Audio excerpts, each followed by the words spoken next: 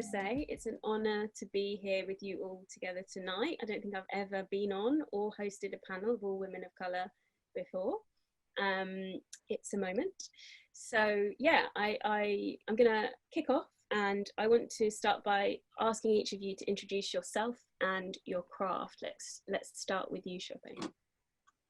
Hello, I'm Shope. I'm a brand marketer and photographer.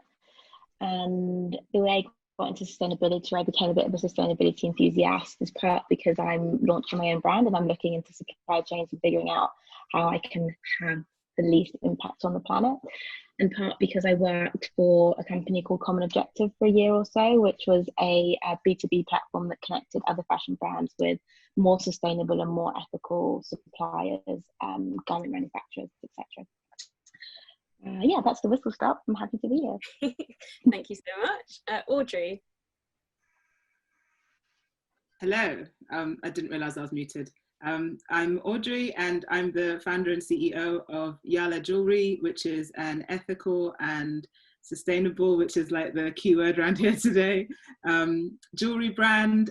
And all of our products are made in Kenya, where I'm from, by artisans working in the informal sector. And everything we make is, like Shope said, designed to have as little impact as possible. So it's either already recycled, or it can be recycled or reused in some way.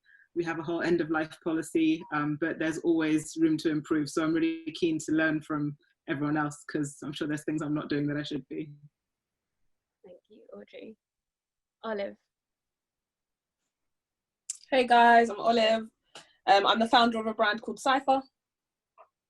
All of the clothing that I small plug, all of the clothing that I create, everything is made from either pre-owned materials, end of roll, or just materials that I get given to me, just so that we can continue a circular economy within the fashion industry. My brand is based and epitomizes music. Everything is inspired by music, and I'm just trying to build the gap between fashion and the music industry. Cool. Thank you, Olive. Goni. Hi, I'm Goni. I founded a label called We Are Kin, which is ethical and sustainable and manufactures in London. Our fabrics either tend to be natural or they're end of line rolls that I get from design houses cheaply, and just byproducts of like other people's manufacturing processes.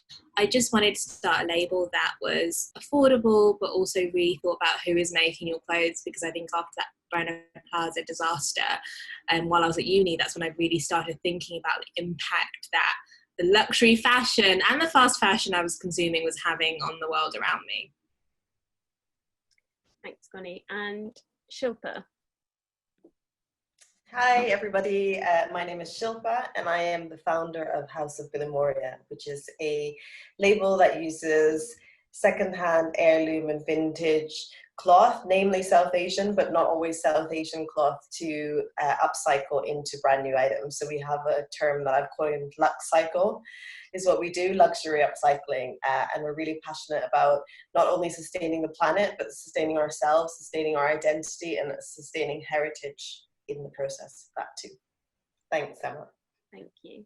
And Rosette. Hey everyone, so I'm a social media analyst by day, and then I have a fashion reconstruction brand called Revival, which is basically, I basically upcycle denim into like bespoke and contemporary pieces. And yeah, sustainable, trying to do our bit, I guess. Sure. Thank you so much, everyone. So let's get into it. Let's talk about what role the media and marketing agencies play in promoting sustainability. What do we think? Can these organisations and outlets ever be truly invested in a better future for people and planet, or is capitalist motivation completely at odds with the cause? It's a big question.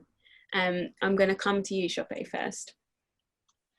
Yeah, big question. So I think the way I think about this, I think it's important to remember the context within which media companies and marketing agencies or marketing teams work within, in the sense that they're part of the system. Like media agencies are incentivized to produce content that gets as many clicks as possible because they need to generate ad revenues.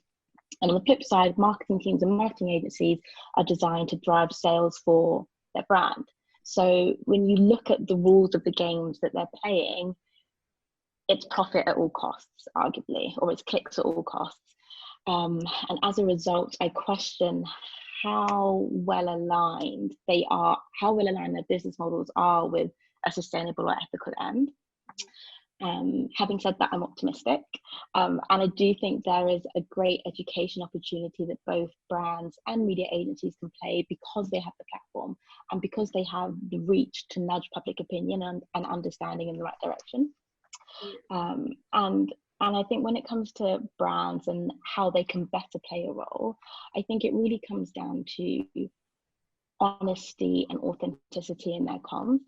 So one of the things that really irks me is that we see a lot of this like faux feminist marketing floating around the fashion industry, this like, yes girl, buy that top tonight, girl boss-esque copy. Yeah. But when you just scratch a little bit beneath the surface, they're not paying the women in their supply chain. They have no idea about the impact, the social labor, or the impact that they could be having on the environment. So it's a complete contradiction. Like it's completely at odds with what could be happening behind the scenes. And I think the way that brands can do better is to be honest with that, to consider that. And if you think about the kind of environment we're in at the moment, which is a very, I would say, intolerant environment in terms of call out culture and everything like that, it benefits brands to get ahead of what they're not doing. Just share, really simply, this is what we are doing, this is what we're not doing, this is how we're going to try and bridge the gap. Because I think it's only fair that consumers are fairly informed about what they're buying and what they're engaging with. And if brands aren't revealing that information, I would argue that they're not getting anywhere close to playing a role that pushes the sustainability and the ethical agenda. And when it comes to media, I would say I would love the media to be a bit fresher and interesting with their coverage of sustainability. I think we've done the whole doomsday thing, like we know the world is melting. And equally, we've done the whole 10 lists of brands that most people can't afford, but we can look at and follow on Instagram anyway. And I think there's so many interesting, fun ways that we can get editorial with it and nudge public opinion in a way that is creative and engaging, and spreads the message of sustainability in a way that people want to engage with. Yeah, that's kind of my thinking on it. And I think when it comes to the whole capitalism piece and the conflict between brands and capitalism, I think it's a bit reductive to paint capitalism as the big bad beast. I think really the more important question is the fact that we currently have a capitalistic environment that has no checks and balances. So what we really need is proper pricing of externalities, like proper pricing of things that aren't directly related to making a profit. So if there's a tax on carbon emissions, or if there's a tax on water pollution, immediately the incentive structure is set up for brands to take sustainability seriously. So capitalism is an issue and it is a conflict, but more importantly, it's the fact that we're not pricing the negative impact on people and the planet. And I think once we do that, everything can become a bit more aligned and brands can more realistically play a decent role in pushing the sustainability agenda. You speak to cancel culture, and I think that that's really such a topic right now, because I think, well, I want to ask you whether you think that brands are afraid to be honest, because obviously your advice in being honest, I'm completely aligned with, but I do think that there's this real stressful moment around what honesty looks like, what transparency looks like, and whether it's safe for brands to be transparent if they're working and they're on a journey. Do you think that is, what do you think about that environment at the moment, and how can brands approach that?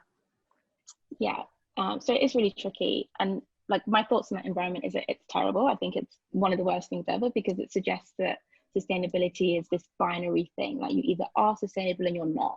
it's just us versus them. I'm looking after the planet and you're not. And really and truly, it's not the case. Like, we're all operating within a really unsustainable system, and all of us in some way are contributing to negative impacts on the planet. So to have an environment that is shame driven and finger pointing driven doesn't help anyone. And in terms of how brands can navigate that when they're trying to be honest, I think it's absolutely a risk, but the risk of someone finding out something under the fly and exposing your brand is so much greater. And I would argue it's always nerve-wracking to put your head above the parapet and say, hey guys, this is what we're doing and this is what we're not doing. But when you consider the economic risk of being called out and of people uncovering the bad things that you're doing, I would argue that risk is far greater than you getting ahead of the narrative. And it's kind of like crisis comms 101. Like, you should always try to, if I'm to put my business hat on now, like, you should always try and get ahead of the narrative. Like, if there's something bad that's happening in your business, you want to explain it. You don't want to let the mob or the people or the media agencies explain it. So from both a business and a human perspective, I think it makes sense for brands to navigate that and try and be honest where they can. You need to channel Olivia Pope. Get ahead of it. Get ahead of it. Okay, so moving on, how can influencers, now flipping the script, strive to be better informed and avoid misleading their audience? Because there's so much talk, especially within this whole culture online of cancel culture and calling people out, of calling people out if they're talking about something in a way that they are inferring that they're very well versed in it, and perhaps they're not as well versed as they're inferring, or perhaps they just, these things, like you said, Chope, are not binary. Like, there's so many layers when it comes to sustainability, to the various topics, and there's definitely a complicated relationship between branding, sponsorship, and sharing one's lifestyle. So how can we look to kind of manage that relationship and that conflict online? I want to come to you, Goni, and Rosette, because I feel like you're both really well placed to kick this off, given that you both in some respects straddle two worlds. Goni, obviously you are often referenced as an influencer, but you also successfully head up We Are Kin, a conscious clothing line. And similarly, Rosette, you are the founder of Revival London, which means you're both already kind of balancing that commercial interest with moral values. So I wanted to hear a bit from you both on kind of what your thoughts are on managing that.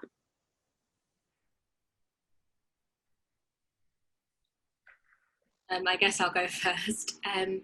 For me personally, also just related to the first question actually with Chope, I think it's about the consumers kind of saying what they want and what they expect. Because yes, I can say influencers should research more. Like, I turn down a lot of big time like collaborations just because they don't align with who I am today, who I want to see myself in the future. So there's a lot of things that I say no to, but some influencers will buy into like a greenwash brand, whether it's fashion or beauty or whatever, because there isn't that research there. They just think, because everyone now is using those buzzwords like, ethical, girl power, feminine. They're like, all these are brands. They could be selling like, I don't know, phones, and it's got something to do with feminism, Yeah. And so it's for that particular influencer to really go in and do their own research, but also for their audience to call out certain things to say, hey, I know that you were talking about this the other day, but then you're doing this. It really is about holding people accountable, whether it's the brand or the influencer, and I think that comes from the audience and the consumer questioning certain things and saying what they'd like to see more of as well, because you're never going to know everything. There's sometimes where Emma, I've asked you a couple of questions about certain things. You're never going to know everything, but as long as we're all open and communicating, I think we can head in a better direction. And then also integrity is very important, to be honest. I don't know that a lot of people have that now. So yeah. But also I think it's really interesting, because I think obviously there's a difference between you and I reaching out to each other and saying, what do you think about this? What do you know about it? Let's discuss, versus doing it in a public forum, which in my opinion sometimes can be harmful, or sometimes even can dampen the room for dialogue. So I wondered, yeah, what do you think about that aspect of it? Like, do you think you mentioned audience kind of coming to the fore to call out whomever it is that they are following, but yeah, do you think that that's cut and dried, or what's your feeling on that? People are always going to give you their opinions, even unsolicited. The other day I had on the brand account an unsolicited DM that was telling me everything that I was doing wrong, from like, you know, supporting plus size women. And so I think people always give you their opinions however they want to give them to you, but also you can utilize the close friends filter and add the people that you want to have that conversation with, people that you respect and want to hear their voices on. But also you can also just put it up publicly and then glean what you need to glean from it, because everyone and their mother has an opinion. But if you want to know more about something, I think there's wealth in crowdsourcing, but then just knowing who to listen to and who to filter out, because not everyone is going to be on that page. I don't know. But then again, I also don't have a super large audience anyway, so most people that follow me have been with me for quite a while and are really invested in what I am doing. Yeah, and are aligned probably to many of your values. Yeah. Thank you. Rosette, what was your feeling on this? Yeah, so similar to Gunny, obviously, I think research is really important. Like, you need to know what you're talking about, and also when brands approach you as well, just like do your own research, because they could tell you, yeah, we're doing this like sustainable range, we want you to be involved, but then like you need to actually ask more questions or just look into it a bit further, just so you know that it's definitely sustainable and it aligns with, you know, your morals and your beliefs and stuff like that. So yeah, research is really, really important, I think. And I think for like me as like a brand, so Revival, I try to balance the sort of like promotion of our products, but also promoting the message behind the brand as well. So having like a blog on our website, which like inspires people to live a more conscious life as well. So giving them little tips and stuff like that, I think that adds to the content of the whole website as well. So it's not just come and buy our stuff. It's like, okay, we're actually trying to help you to get more knowledge on this area and actually improve your lifestyle as well. So, and then not like a scary way, in like an easy, like bite-sized way, so people don't get like frightened out because it's sustainable and think it's this impossible thing. So yeah, I think the balance between that is really important for me as a brand. Yeah, I think that's really key actually, because for me anyway, because I do behavior change work anyway, I think that's like, that distinction is really important. It's like, you know, thinking beyond the purchase and thinking into the behavior that you're gonna inspire in people, you know, with the messaging, with the language, with the information you give about what they can do in their wider kind of lifestyle. So yeah, completely agree with that. Okay, so what how do we think, and this is open to the floor, how can individuals and brands make themselves accountable to ensure that they are making more ethical choices? Actually, let's come to Olive first. I think it's having worked in brands that want to start to be ethical and sustainable. I think it's just a conversation that needs to happen within the brand, that when you're in there, it's a bubble. You don't see anything outside of that brand. You're so consumed with what's going on within the brand, the inspiration that you need for the brand, but actually connecting with the consumer is so difficult when working within a brand. I just think it's the point where there needs to be somebody that starts the conversation and actually continues it, because the conversation was always started, you know, we're starting it now, but the question is now, will the audience go and continue it, you know? Mm-hmm. Like, will the people that are within the brands, will they continue it? Will they actually take action to enable the sustainable and ethical parts of their business to grow? Yeah, it's a lot, right? It's this push-pull situation. Honestly. Where it's really a question of like, is it chicken or egg, and is it customers pushing brands or brands pushing customers? Or brands pushing customers, exactly. Yeah, for sure. Exactly. Open to the floor. Does anyone else have any thoughts on how we can, as individuals and also those with brands, kind of make ourselves accountable to ensure that we're making more ethical choices. Audrey, I think you probably got some nuggets here for us. Sure.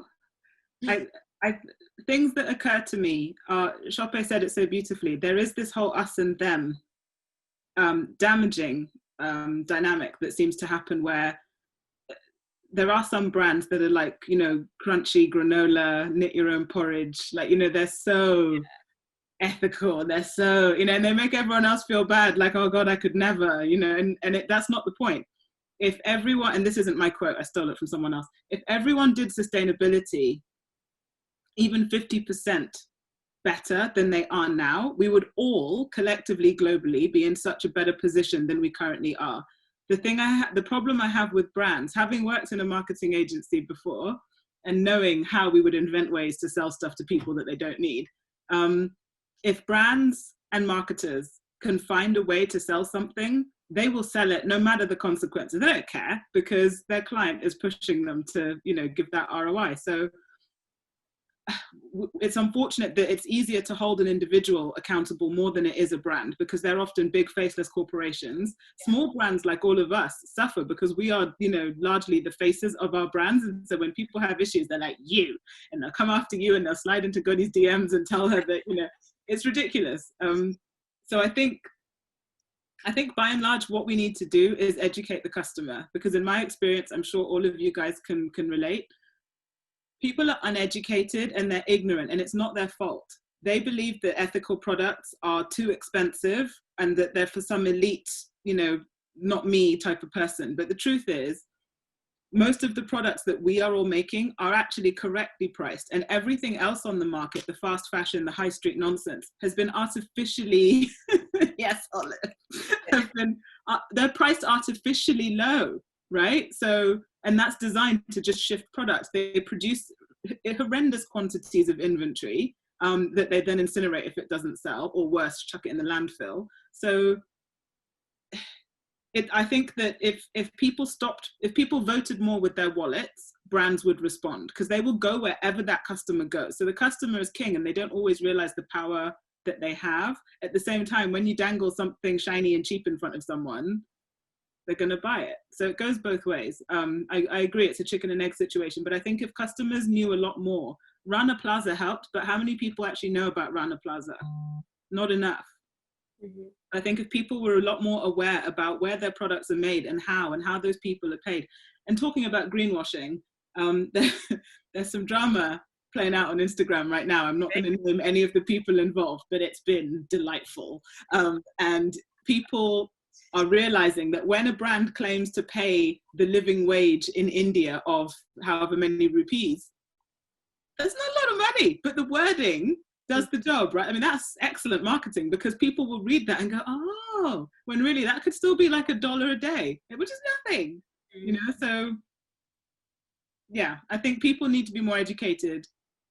The brands obviously need to stop greenwashing, but I think the more information is available, knowledge is power, right? So the more information that is available to everyone, and we democratize that like insider knowledge, I think that will help a huge amount.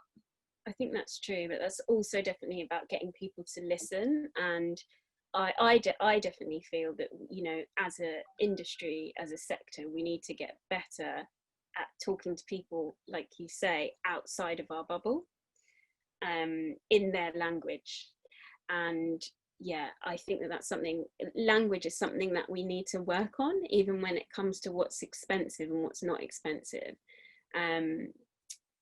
Like, you know, as an example, in France, there's no word for expensive. It's just, you know, and I think we need to kind of move away from that thinking, because the cost is the cost, as you say, to produce things. And why should somebody not be getting paid what the cost of something is to produce it, and then be making their profit in a fair way? But we need to address that in the way that we talk about things at large, I think. So that moves us nicely on to greenwashing. And again, like, I'm going to kick off with you again, Audrey. Sorry, you're going to be talking all night.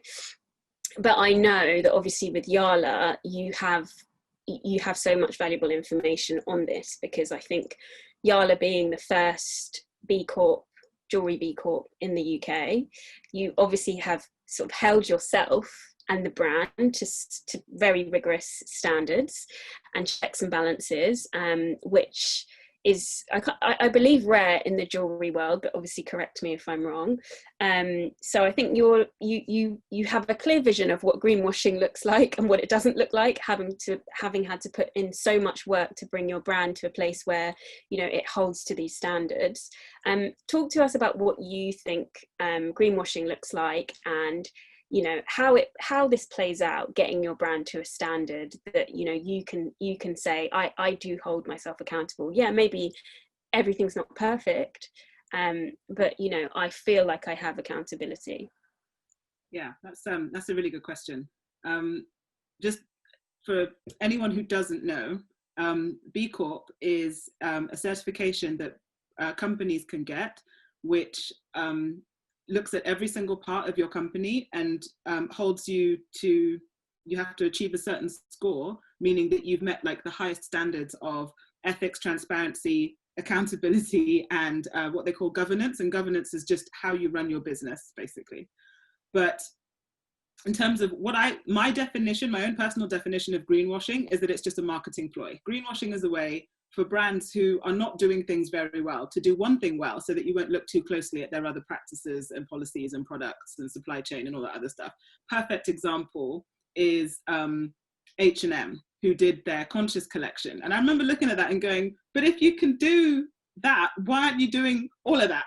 Like, why are you only doing it for like this little limited? It's so dumb, because they have lots of other problems, as do lots of other brands. They're not unique that way. So the reason I decided to become a B Corp, and you're right, Emma, B Corp have to be careful because of things like GDPR about revealing exactly who might be in the process of certifying and all this other stuff. But I didn't know I was the first jewelry brand to certify. They told me. So when I got the call to say, congrats, you passed, they said, oh, and by the way, there's this other. And I said, what? No way. I know of one jewelry retailer, so bricks and mortar shop in London, that certified not very long after me, a couple of weeks.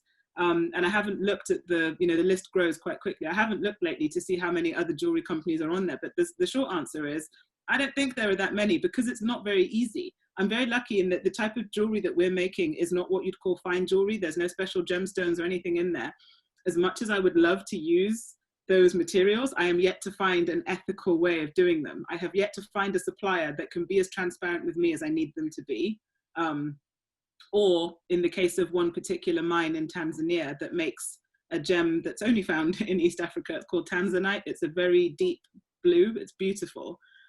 I found a mine and they said, yeah, but you know, during the holidays, our kids work in the mine too. And I was like, I can't have any child labor in my supply chain. And they're like, no, it's you know, it's good because then everyone benefits. And I said, no, you don't understand. Like, I can't do that.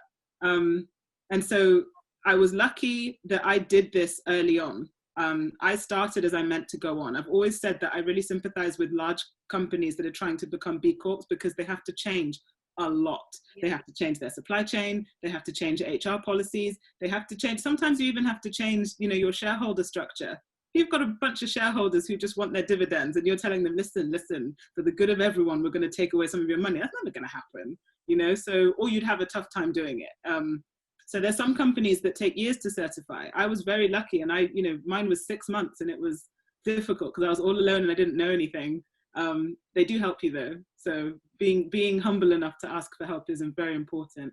But any company that makes a claim, I always want to say, show me the receipts. Mm-hmm. Anything that they say, oh, we do this, we do that, we're only using, you know, our own hand carved this and that. Show me, because people will say anything to sell product, anything. And they know customers don't know. And if you're large enough, they know that your customer will never be able to prove it. And since things like Rana Plaza, I think there's a lot of factories as well that have gotten, I mean, let's look at what's happening in Leicester. There's a lot of factories that have also gotten very wise about who they let in to ask questions and take photos and all that kind of stuff. So greenwashing it gives the true sustainability advocates a bad name, because it's very difficult for the consumer unless they're willing to do a lot of research. As Rosette and Goni said, if they're not willing to do that epic amount of research. Yeah. It's too much information, And it's a lot, actually. You have to be prepared to sift through so much if you start asking the questions, because the answers that you get back are rarely straightforward, cut and dried, and then you can move on and say, okay, right, I know, I'm ready to go. You really have to be prepared to set aside a lot of time, which is another interesting one, because I think, I mean, that's a conversation for another day, but in terms of how people who are working in this space are respected for what they do, we have to almost change the vision of what influencers who are working in this space really look like, and how they should be paid and how they should be treated, because there's so much, as you say, research, there's so much work to be done if you're going to be doing it in that way. It's a lot. Okay, so let's get into it, ladies. It's time to talk about representation in the sustainability conversation. Let's go to you, Shilpa. What are your thoughts on what representation looks like at the moment? And what are your thoughts? I don't want to put words into your mouth. Representation. So it's a big one. This is a big one, right? Representation from all different angles. Representation in companies. Are your companies filled with people representing people from all different backgrounds? Representation in the media. Representation in people's own lifestyles, in what they're doing for themselves. For myself, where we come from is representation and taking care of the people that are making the clothes, of course, and for people to become in touch with the sustainability side of all these artisan practices. I think it's process that comes involved. And as soon as you hit process, you're going to move into representation that is global. Yeah. I think a lot of people don't realize that the products that they're wearing often come from other countries. They're not even looking at the made in wear label. I think a lot of people don't realize or even look at where that is. So I think it's this awareness that needs to be built about representation doesn't come up from a brand or a company just focusing literally inside their own four walls. They need to be looking all around at all their practices, all their processes, and looking at how they're representing all over their company. That runs both ways. Rarely do we hear from the makers, rarely do we hear from the people who are actually making our clothes, making our accessories. Is it reaching everybody even just from an influencer perspective? If we take it back to us in the West, Goni, what do you like? How do you feel like? What does representation look like at the moment across the sustainability space? I think that when it comes to representation, a lot of like the sustainability conversations have gone the way of veganism. I say this as someone who's plant-based, where it's almost like there's a group of people who are super intense, like knitting their own porridge, like Audrey and Charlie said, and then there's people who are just completely like rejecting this idea because they don't know enough about it and they just think it's too expensive or it's too inaccessible to me. And when I have conversations with people, whether it's someone online or friends and family, I just explain that it starts with what steps you can take, because when we come into sustainability, I think sometimes we forget privilege, the fact that I can spend X amount on something that is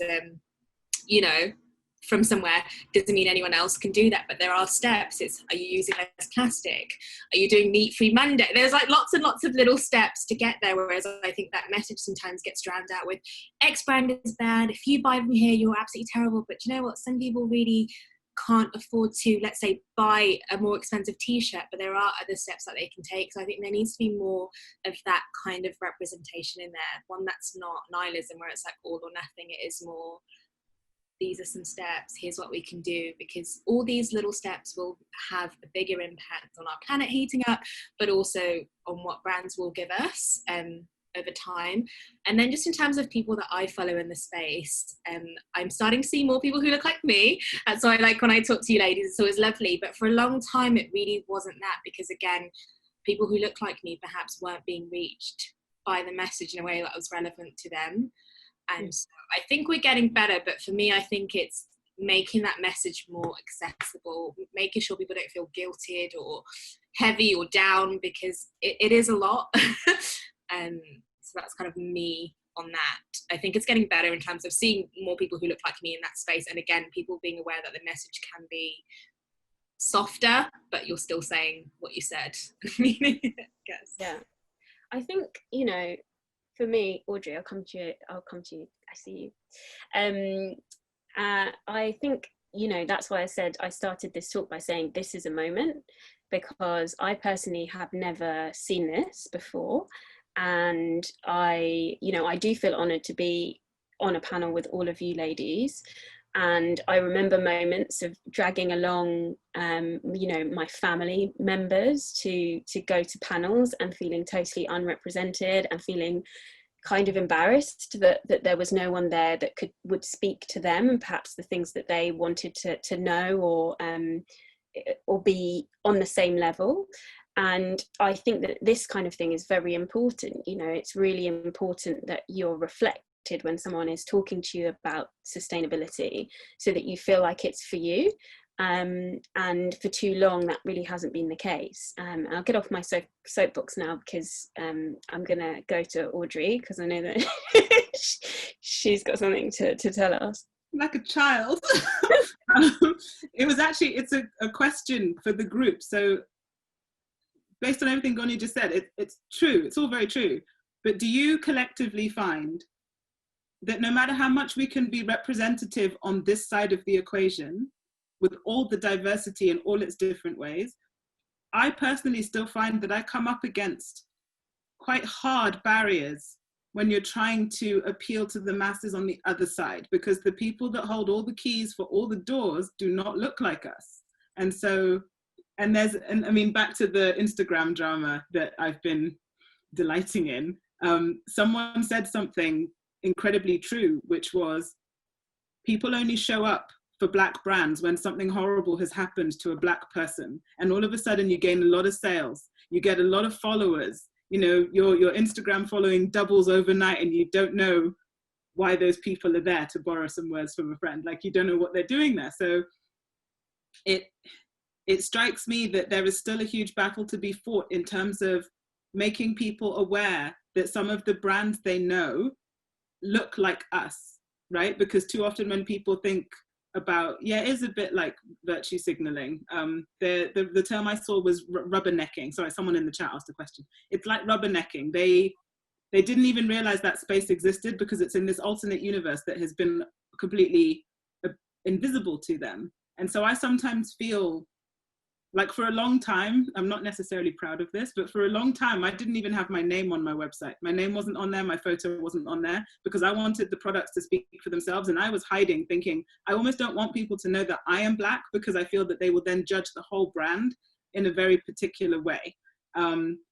Sometimes I also wonder, I can obviously never prove this, sometimes I also wonder that because I'm trying to advocate for my fellow Kenyans, would I be viewed differently if I was a white woman doing exactly the same thing, but there would be that whole savior aspect to it? So I feel that the power balance, or the power imbalance, I should say, in the sustainability space is still very out of whack, and that we can be as representative as we like on this side, but the people who make it to the other side don't always necessarily look like us, which, you know, supports everything that you just said, Emma, about when you would show up on panels, how did you feel represented or not, as the case may be?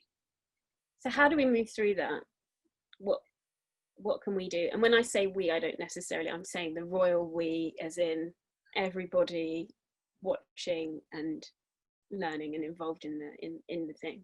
I think it's an allyship issue, because as my father-in-law once told me, that nobody gives up power, you have to take it.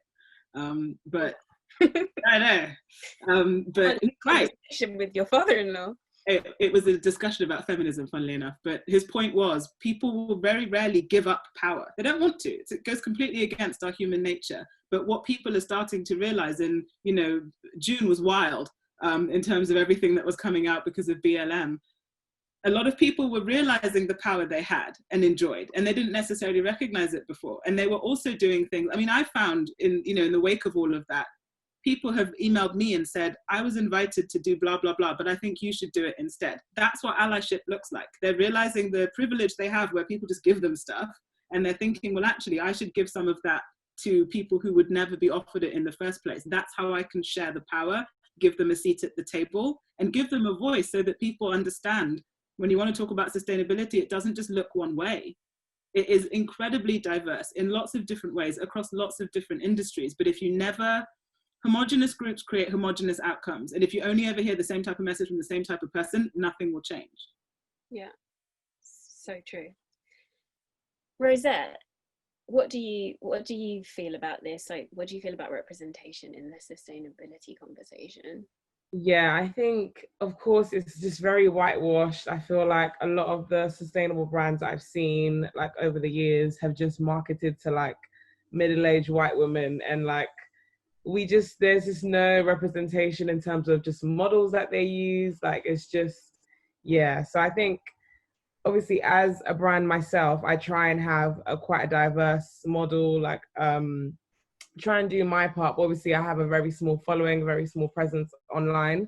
So I think, yeah, a lot more of them need to embrace that diversity and not just do it because of Black Lives Matter, but do it because we want to be representative and actually show that these are the people of the world. Like, this is just everyone. We're not just going to choose like a specific type of model and like target to specific people. Like, everyone wants to be represented and needs to be represented so that we can see ourselves in these products, see ourselves in these brands, and actually feel like, yeah, that could be us, or that product could suit me, or something like that. Do you know what I mean? So it's a lot of work. Yeah, I don't know how we're gonna get these brands to be more inclusive and stuff, but I think there's pressure from the consumer now on them to be more representative. So hopefully that actually lasts and it's not just one time, like a BLM kind of moment situation. So yeah, but yeah, that's absolutely right. I mean, it's one thing having representation within the space, but then showing with marketing, which is obviously our topic of conversation to some extent tonight, that we are inviting everybody in is really important when it comes to who we think our customer is and who we want our customer to be and who we are signaling we believe our customer to be. Yeah. So yeah, I want to take this to the floor because I feel that this is obviously the question for everybody on this panel tonight. So yeah, does anybody else want to wade in? I think I kind of go Bonnie. You go, I'm too polite, I'm too British. Fine. No, I think it's important for everyone who is watching, everyone who's taking part in this, to also shout about what we find and how we find them. Because for me, over the last few months, it took one plus size blogger buying like one of my pieces and talking to her community about this brand does do plus sizing for me to actually start seeing my plus size stock go out of the window. I've always been like a size 8 to a 24 brand, but now it just took one person, and that's then spiraled into like people from the US and wherever else ordering pieces from We Are Kin, because it's like they know that they're doing it, but I'm not plus size, and a lot of my audience might not be plus size. So I was just screaming into a void of like mid or straight size for that longest time, and then now that has opened up. And then also just a few influencers actually also started talking about the label, probably from guilt because of what was happening, but then their audiences then jumped on and became quite active. So I think it's about all of us, because we all have different circles and different niches, whether you've got 100 followers or you've got 100,000 followers, speaking about what brands are doing things correctly, what's exciting you, why this sustainable thing is worth it. It makes a lot of sense. I really love Emma's Instagram, for example, because I get like lots of like information in a cute infographic way. And then you have someone like me ranting about veganism while I'm making my mum a fried egg, and I'm making it very like, listen, I saw that. Whatever they enjoy and whatever else. But if you can, don't eat meat, because I haven't done it for 22 years. So it's everyone has their own voice and how they can put things across. That makes sense. By the way, I'm not judging anyone eating eggs. I was just judging my mother. So yeah. Yeah, so I totally agree. And I think something that Audrey said was really, really poignant around the people with the keys needing to work harder. That for me is kind of where it starts and where it ends. The journalists, the people who are defining the castings of campaigns, the people who are defining where the marketing budget goes, that is where the change can really, really happen. Because at the moment, I think it's amazing that the rise in sales that all of the Black-owned brands experienced from BLM and from Black Panda and all the rest of it. But at the moment, I know for a fact that for a mass audience, Black-owned brands are viewed as niche, right? They're viewed as a moment in time, something to buy a cute bracelet from for a friend of color or something. You know, they're not viewed as destinations that you frequently shop with and you frequently engage with. And there really needs to be a shift from Black-owned brands as niche and Black-owned brands to just brilliant, high-quality brands that are worth shopping at. And whilst we can all shout from the rooftops about our brands and, you know, communicate with each other within our communities, I really think the people in places of influence who have that broadcast ability need to start normalizing Black-owned brands in their reporting, in their campaigns, in their articles, because I think that's really when we're going to see meaningful change and hopefully a meaningful long-term uplift in the sales of Black-owned brands. And not even just Black-owned, but also just all ethnic minorities, to be honest, because the space, exactly, actually fashion design, luxury fashion, because that is my, that's what gets me going. Just looking at pretty things. It's mostly white men, whether they're gay or straight. That's like the diversity that's in it. So I want to see more Asian brands like being touted, whether it's, you know, whatever. I want to see more Black-owned brands. I want to see more women-owned and all of that. So I think it's, do you know what I mean? I think that, yeah, I completely agree. And for all of us to push that forward. I don't know. So we haven't got too much longer left unless people are willing to hang around, but let's talk about, say, sustainability. As you know, for a long time people talked about sustainability as a trend. You know, I've never thought of it in that way, but what's the moment that sustainability goes from being a trend to reality in people's minds? Like, what do we think about this? Is it happening? Has it happened? If not, how do we facilitate it? Shilpa, I want to come to you. Just unmuting there, sorry. Sorry? This gets me. This is the one thing I find really, like, it's part of our work, and it is when it's a trend, when it's in a magazine, it's on your shiny phone. It becomes reality when you're in the village looking at the impacts halfway across the world. When you're seeing the shores washed up with a bunch of plastic, or you're seeing communities that are not thriving anymore where once they used to be thriving. When you see that reality, you can't unsee it. So I think sustainability as a trend is there when it's really shiny and beautiful, and buy this amazing product to be sustainable. You need to buy this. Actually, you don't need to buy anything to be sustainable. just keep what you have and live with what you have, actually. Yeah. You know, it becomes reality when you look beyond all that glossy illusion that we live in, because we live in an illusion over here. You know, this is the thing that's really screamed at me in the summer, actually, because I have been away and have, you know, seen things again. And it's an epiphany that has come to me to just see that actually we're in a bubble, we're in an illusion right now, and people are suffering the impacts of our actions, of capitalism's actions, of consumerism's actions, when actually they don't do that. You know, they don't have the means to do that, and they're not able to even participate, and that's not even their world. They don't even, it's so far away from reality. Yeah. So I just feel like when people can actually see that, and I think the ownership that I'm taking as a brand is now to even go more grassroots, you know, to leave all the shiny stuff behind. Is that it's showing people reality, and reality is, you know, actually where things are being made, actually who you can, what community, what small non-NGO you can help out, you know, and it's not shiny, actually. It's not shiny at all, and it's not glossy and studios that are beautifully put together. Actually, you know, it may just be a little room, but you've got to go and see that reality. You've got to make that visible to people now. I think this is how sustainability will become reality, is when people are met with the impacts actually really visually, if not in person itself. Yeah, completely agree.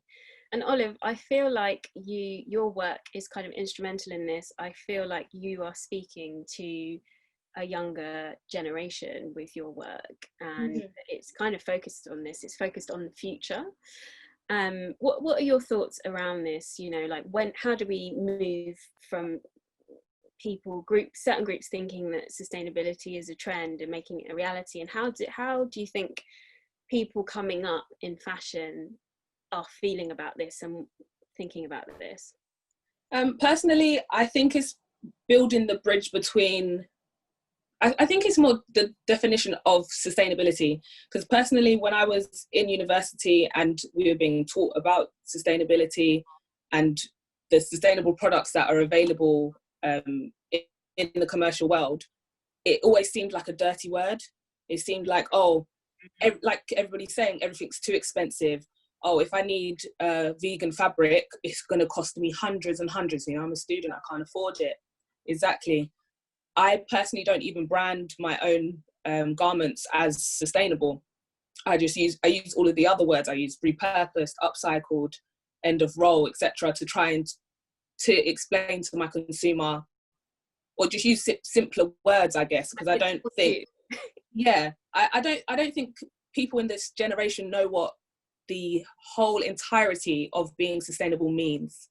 I don't think the definition of the word has been implemented within our vocabulary enough. So I think it's just the education of telling people what exactly it is without saying it, and that's the way I'm doing it anyway. I don't actually say, like, there's no sustainable, the word sustainable isn't anywhere on my page or my branding or my website anyway, but I want to be sustainable. That is my whole aim. Just without shouting about it, I guess. I don't know. It's interesting because I think, although you say that you're not shouting about it, I still think you're doing really integral work to talk about it, like to talk about the things and what it means to be sustainable without saying the word sustainable. Do you, even though you're saying that it's not really being implemented into our vocabulary, do you, like, some people think the word's been overused, so it's like really weird kind of like dichotomy almost in terms of the language used around sustainability. But would you say that, you know, it's still uncool basically, so you steer away from it for that reason?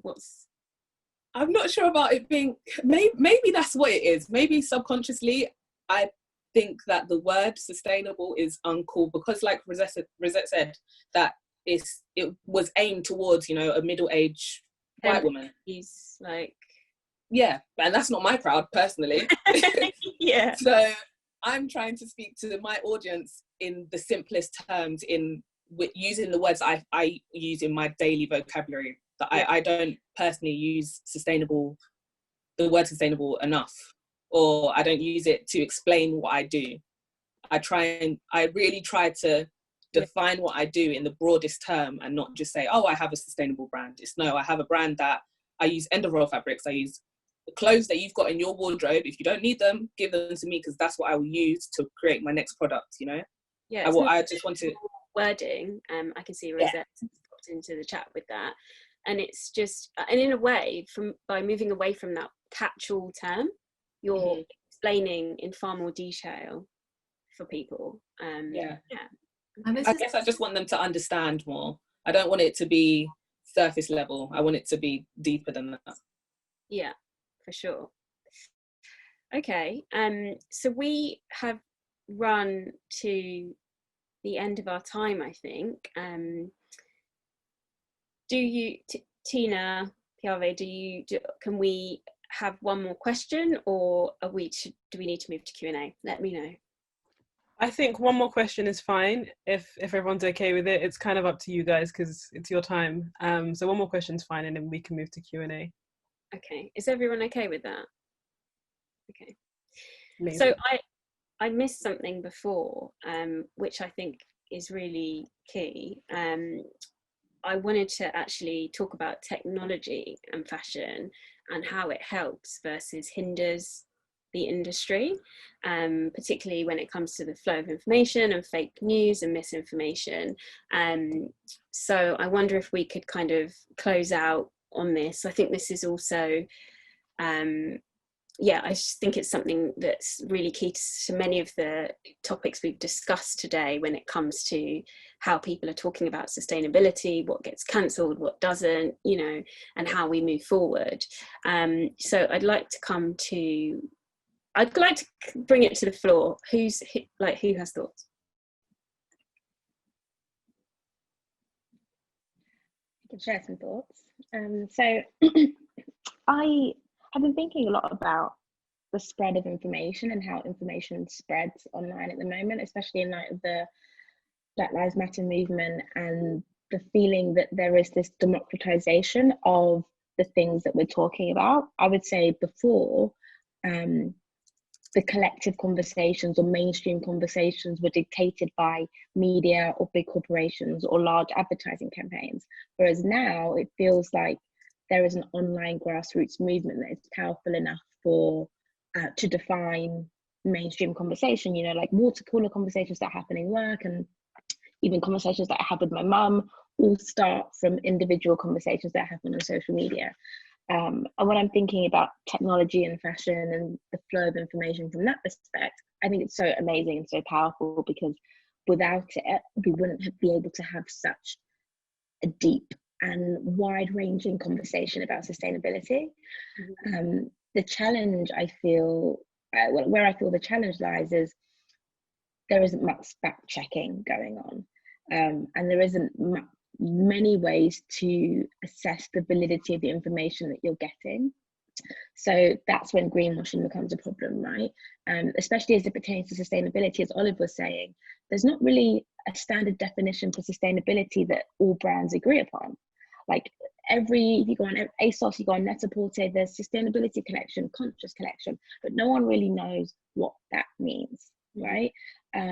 So, I guess the way that it hinders is that you don't really know if what you're reading is true. There's no objective body or objective standard for what these terms mean and what how to define the elements of the conversation.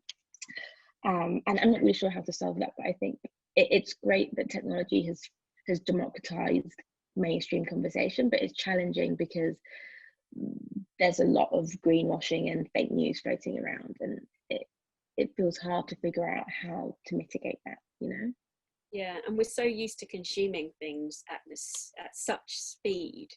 Yeah, we're not used to slowing down and taking a moment to actually read and look into something a little bit deeper. So I think in that respect, that sort of made us lazy. But then on the other hand, and I think that this is always difficult, we have now apps that help aggregate fashion brands, for example, by how well they're doing, what they're doing in terms of how conscious they are in how they produce. Now, we had nothing. We had no list. We literally had nothing not very long ago, maybe 2 years ago.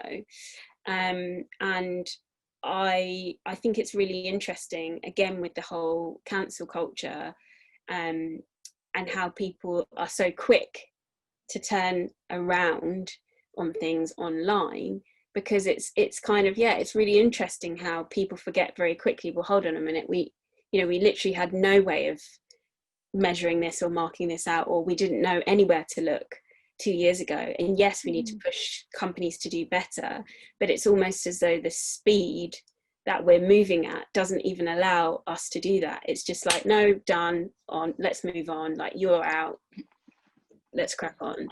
And so I often don't know how to feel about that. I think it comes down to us as human beings also kind of knowing that we're not terrible people if we do certain things. Like recently, Oatly, I mean, I don't really take milk to some lactose intolerant. Although if you go on Instagram, I did have burrata today. But anyway, I'm not supposed to have milk. So Oatly for a long time was like the one plant-based milk that I liked, worked with everything, and was just great for me. And then they were taken over, or they have been funded by this big group who is very right wing, and all this stuff was happening, and everyone was like, we're cancelling Oatly, and it was trending like cancel Oatly. And they've come out and been like, guys, we could have gone to like the one sustainable fund that we'd gone to and taken all their money, and then there would have been none for other sustainable brands. Or we've gone for this brand where, yes, our voice is still very much heard by this company. We're going to do our work within them, but also use that money so that our oat milk can go to everyone. So I think we need to kind of stop being naive sometimes with how there is either true evil or true good, because a lot of the world, I'm realizing this now, is shades of grey. Yes. And it's just kind of trying to make the right decisions, but also being quite forgiving of yourself, because you're already doing your best, you're already trying, and then just making your own judgments as well, because you're not going to be completely perfect. If you come into my house or my studio right now, you might even find things that you know are wrong that I'm not aware of, and I like to think of myself as being quite well versed in the world that we live in. So we learn and we grow, but this cancelling of like everything instantaneously, it's not good and it's not sustainable. That's just, I think it also breeds untruths, like especially, you know, when you think about, if you feel as though you're being watched constantly and judged constantly, you have no room to be on a journey. So you have to leap to perfection, and that is just not realistic. Always, it's not always realistic. But yeah, okay. Does anyone else have anything that they want to add on that before we move to Q&A? Are you ready for Q&A? Okay, let's see. How long do we have for Q&A? Can someone just tell me in the box, because I feel like I've probably grossly gone over the time anyway. But hey ho, we are where we are. Okay, so we have a question about what action will you take this month regarding pushing this message forward, and where do you see your brand in 5 years? So I'm not sure if that's just to the those of you who have brands. So let's go with that, and or perhaps also those who are thinking of starting brands. But yeah, let's go to Goni first.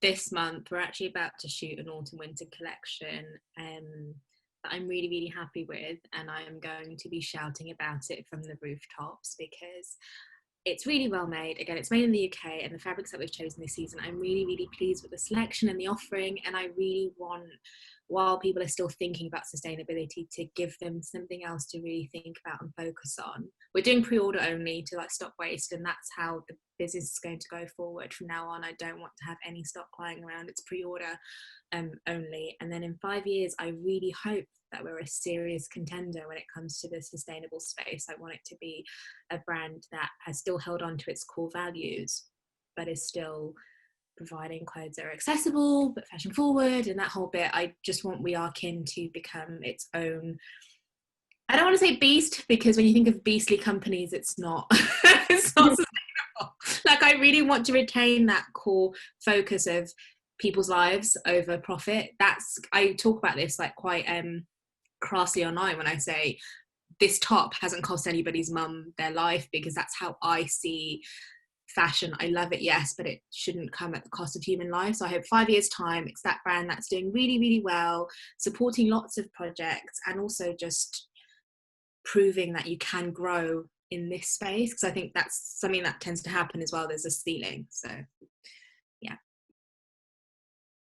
Oh, sorry, what does growth look like to you? Like, if you could encapsulate what growth looks like, because I often think that we as a society have a strange vision of what growth looks like.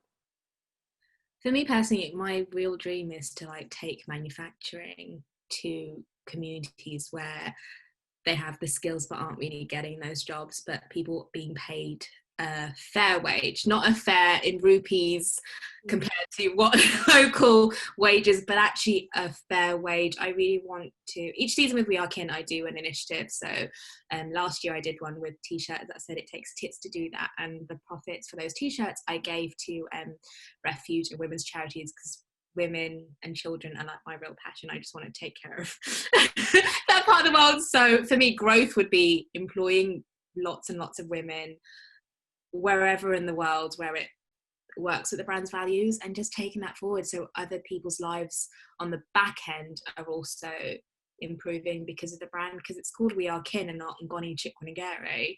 First of all, so you can spell it, but also so there is a real kinship and a community. Stop. Yeah, I mean, yeah, I like, love that. Okay, Olive, what action do you want to take this month regarding pushing all the things we talked about forward, and the message, and where do you see your work in? So this month I've actually shot my next campaign, so I did that on Sunday, so that's me for the month done, because that was stressful enough. But moving forward for the next 5 years, same as Goni, I personally want, like, I don't want to sew in my room anymore. My sewing machine's literally just there. I want to hire Black women, women from ethnic minorities to create my clothing for me. Same as Goni, pay them well, and actually understand, you know, what their skill set is and how they can then navigate their lives sustainably and build on that too. I don't only want them to work for me. I want to be able to help them and work with them to build their dreams, you know, and just build their own brands, their wealth, their, you know, everything. I just want to help people, basically. Emma, we can't hear you. You're muted. Sorry, I said I'm with you. I didn't have anything poignant to say. Okay. I was just agreeing. Okay, cool. So, Shilpa, what action do you want to take this month, and how do you want to push forward, and where do you see your brand? So this month, actually, I'm going to start working on a new collection, which I haven't done for a while, and it's with this whole coming back to nature, sort of is the vibe of that collection, and it's just about expression and sustaining our identities at the same time. So that's something I'm diving into, and in the next 5 years, I think, again, just like Olive and Goni, I think I just want to help everybody, but I want to really connect with artisans in villages, and, you know, getting back to that real grassroots and just seeing where I can bring that impact in, either by collaboration or just shining a light. Mm-hmm. I think one thing I might be stepping away from is kind of having to be the creator of everything, in the sense of it's all my design. You know what, if there's a product that they're creating and it needs a spotlight, you know what, I'm in a place where I can put a spotlight on it, so why not? So this is what I see happening in the next 5 years, as well as wanting to see people and consumers have a shift. So in the next 5 years, I would hope to see that as a brand, we have a tribe of people that are like following us, buying our product, and just with us as a collective community that believe in expressing themselves in a way that is not built upon assimilating, having to look a certain way, having to dress a certain way, or having to wear a certain thing only so that they fit in, but just at the pure expression of who they are. Yeah. That's so nice. Okay. Rosette. Yeah, similarly to everyone. I definitely want to have someone make my stuff as well, because I make everything in my room as well. My sewing machine's over there. So yeah, I would definitely want to work with like a local seamstress or like a local machinist to create my pieces and be able to help them fund their lifestyle and their dream or whatever. I also really want to work on like the educational side of my brand. So like focusing on workshops, just getting the average person like to be able to repair something in their wardrobe rather than thinking that they have to throw it away. So like simple things like that. And also hopefully working with major brands who want to be more sustainable but don't know how to go about it. So that's like the future goal as well, to help them to be more sustainable and embed that in their like supply chain. So yeah. Yeah, I think that's great. And like I said to you before, I think it's so great that you are looking to also educate people with really practical solutions in terms of how they can bring sustainability into their everyday, in terms of looking after the things that they love. Yeah, I think that's really great. Audrey. Yes.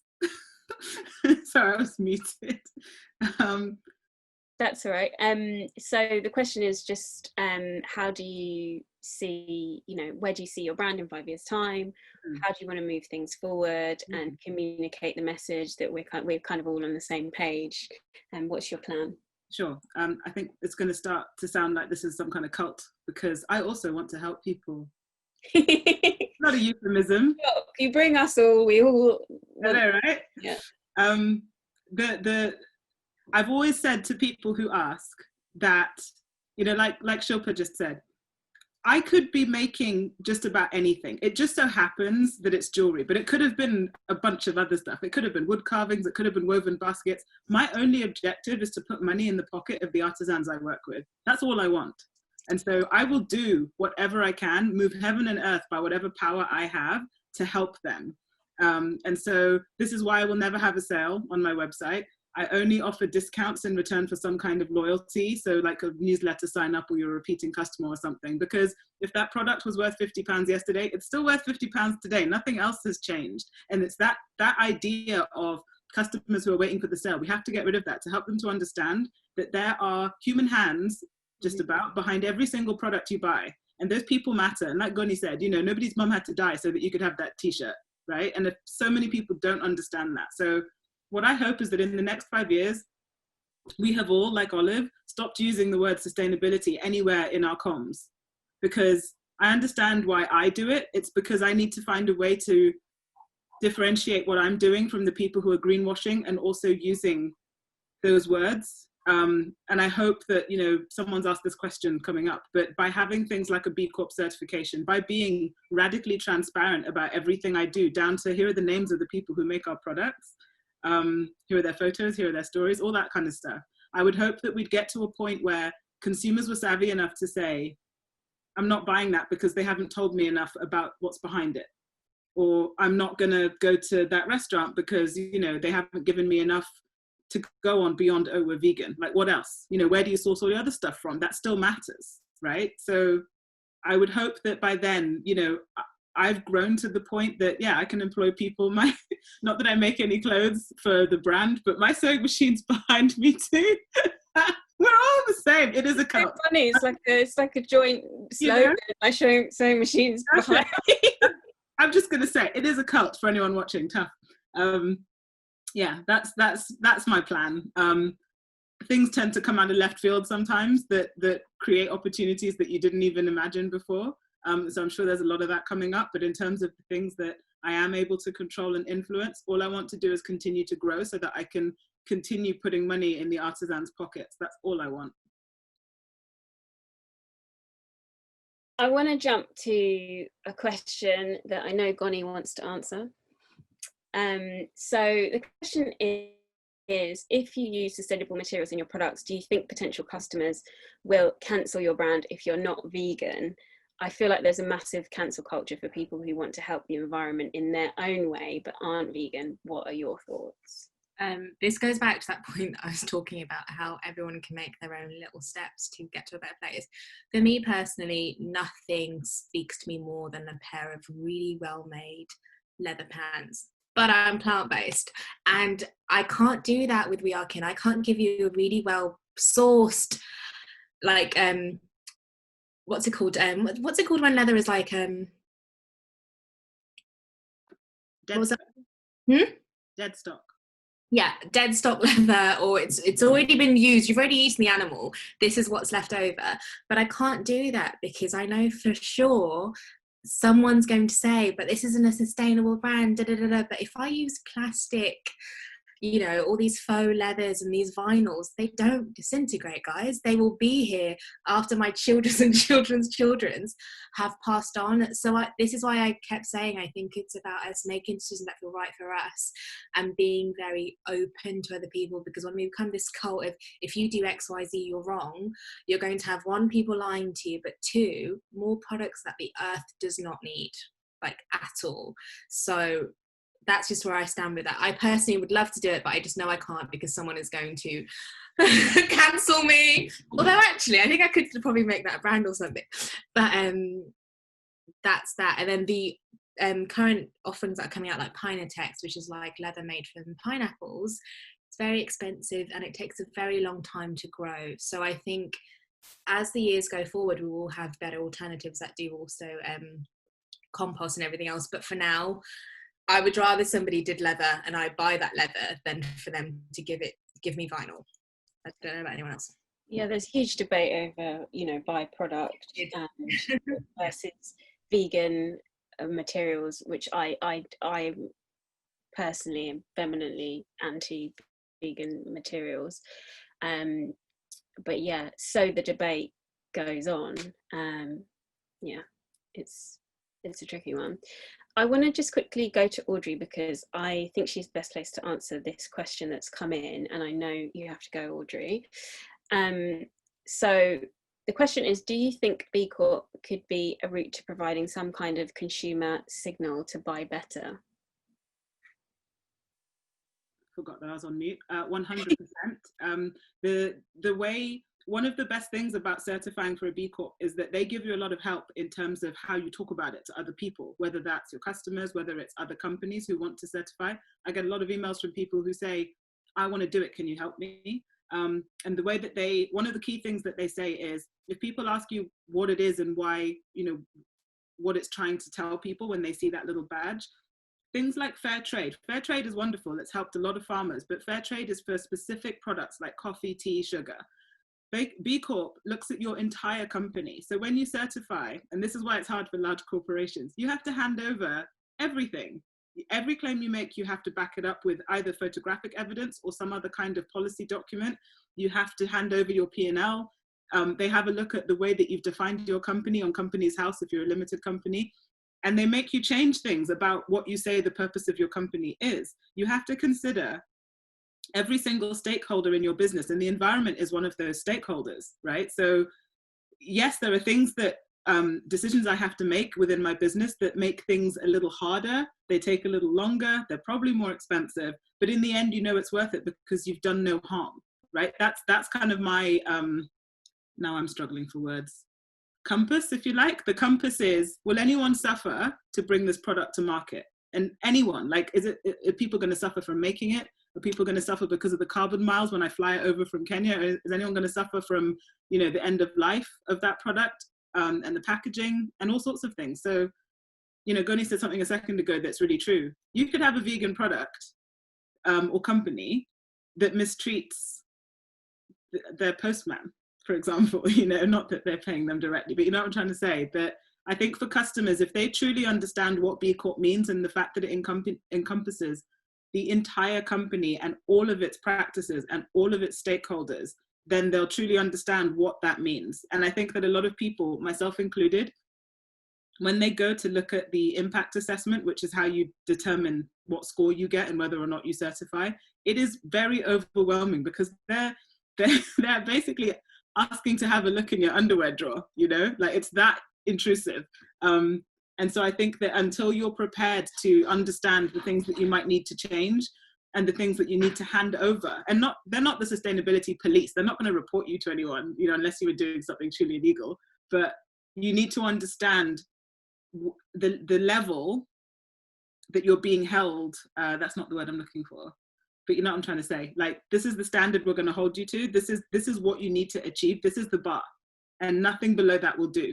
And that's why it's so hard, because to become a truly ethical, sustainable, all those words, to become a company like that is really, really hard, but incredibly rewarding.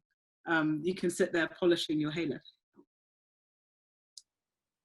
Okay, so there's one more question before I can let you all go and enjoy what's left of your evening now that I've taken up most of it. I have a question regarding the fashion system itself. Do you think it's possible to change things within the current system gradually, or do you think we have to bluntly shine a light on what's harmonious to us as people and the planet and what is not, and simply build a new system suggesting that the old one dies over time, meaning that certain companies just simply cease to exist? It's a big one. I think we all have about 5 brands would like to see disappear off the face of the earth, to be honest, with that in mind. My thing is expose everybody and let's all start again, because a lot of brands, even H&M, are saying 2026 or 2029, certain things will come into play. But for me, it's I want everybody exposed and we all just start working at it now. Obviously, it will be gradual, but I really want all brands in every single sphere to really consider what we're doing, because I want children. I don't want the earth to be uninhabitable for that to happen. And so it's gradual, but also I think we need as consumers to demand transparency and not take anything less, because we're giving them our money, you know. And so I guess I haven't given you a definitive answer. I'm kind of like burn everything, but I'm also like save everything at the same time. I don't know. Do you think that perhaps there's also the mindset of, if you are the type of brand that will leave no trace, so let's say human beings disappeared from the earth tomorrow, wouldn't that be a blessing? What would be left behind, right? So if you've done your piece to be as environmentally unharmful, I know that's not a word, as possible, in theory, you should leave nothing behind. And that would be the ideal. But if you can't leave nothing behind, what are you doing to have as little impact as possible? But I'm with you, Goni. I think that there's lots of people I'd like to just burn it down, never see them again. Totally agree. I also feel like we need some regulation and some big time policy change. As you mentioned, Audrey, people don't give up power unless you take it from them. And the current system is working for so many people. They're making money, revenue's growing year on year, month on month. And unless we start to consider the environment and people as meaningful stakeholders and tax the ways that we're negatively impacting those two groups, I don't know how quickly things are going to change. I think it is a combination of like top down and bottom up. Like I think consumer grassroots movements are amazing, but gradual change will most likely come about, I think, by some tax and some proper regulation. Yeah, I agree. Anyone else? I really agree with you, Shilpa, what you said about that. I think that legislation is something that I guess, if I say it, fashion needs on its side in order to kind of play the fair game. You know, there's no rule. So if there's no rule, they're gonna break. There's no rule, so there's no bar. Like Audrey, what you were saying as well about that bar with B Corp. If there's no bar imposed for everyone, you're free to do as you wish. So, I mean, they're going to go after the profits, and they're going to have those bottom lines being the most important thing, regardless of who's in the firing line of that. So I think legislation is what needs to happen. I know I said I had to go, but I like this chat. I'm really late for something else, doesn't matter. The thing that I realized, because it took me a while to kind of put into words what I thought the problem was. And I think the problem is that shareholder primacy is the root of all evil. If you always have a shadowy group of shareholders, I always imagine them as like this people behind like a long boardroom table. I know it isn't, but anyway. If you're always answering to them and they want growth at any cost, you always have to say, okay, but at what cost? Growing for the sake of growing. And I know that goes against everything they teach in business school, everything that Forbes magazine has ever told us, right? That you have to grow or you're dying. And I agree to some extent. I think that a certain level of growth is definitely necessary for your company to thrive and survive. But I also think that we have reached a point where we expect growth and nothing else will do, and we don't think about what that's costing. And then, of course, human nature is such that if you have people breathing down your neck to hit certain targets and achieve certain growth targets, they're going to start cutting corners to make that happen. And too often there's a human cost. And like you said earlier, Shilpa, it's so far away from the consumer, physically and figuratively, that it's out of mind, and they never have to think about it or worry about it. But if your t-shirt arrived from Bangladesh or wherever it was made, covered in blood, you'd be like, what is this? You know? But I almost feel like that's something that needs to happen in some ways, to make people understand what the cost of pleasing shareholders is. If we took away the focus from just the shareholders, and I'm, you know, like you were saying, Shilpa, I'm not entirely sure how you do that without things like legislation and regulation, but that's where it needs to start, because that's, in my opinion, what's causing the problem. Okay, I'm done.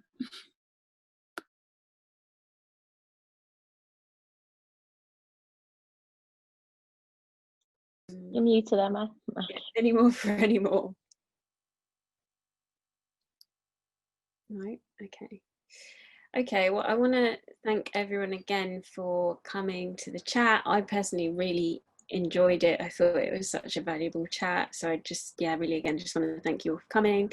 And yeah, I have asked Tina to screenshot the chat box. So hopefully we can all have that, because I think that'll be valuable. And yeah, thank you again.